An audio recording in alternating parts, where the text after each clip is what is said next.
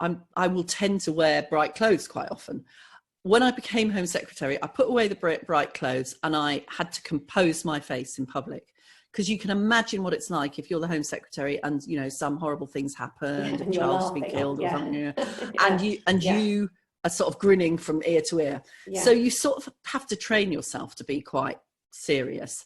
But actually, I am a smiley person and I feel a sense of liberation now that I can show more of my human side, and incidentally that I can show that to younger women as well. And as you say, try and help them to understand that it is possible to be human and to show some of that, particularly to people you're working closely with, and that you will probably do better if you do that. But it is quite difficult, and it's also a bit of a risk, because if you open yourself up, this is why people keep closed in.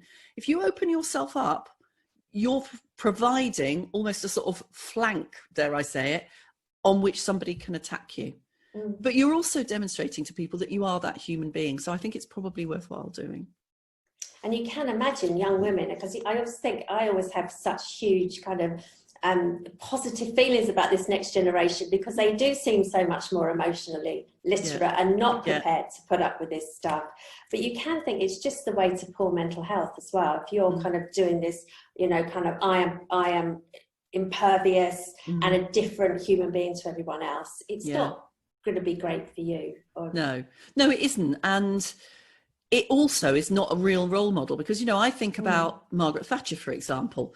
I didn't agree with her politics. I obviously respect the fact that she was the first female prime minister, but I never felt about her that she was a woman like me.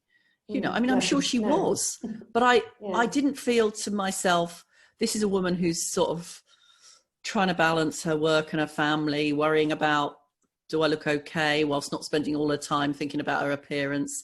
Has she got friends? What does she do at the weekend? You know, none of that stuff became, I mean, those things aren't in one way important if you want to be the Prime Minister, but they're important if you want to be the Prime Minister who is a person.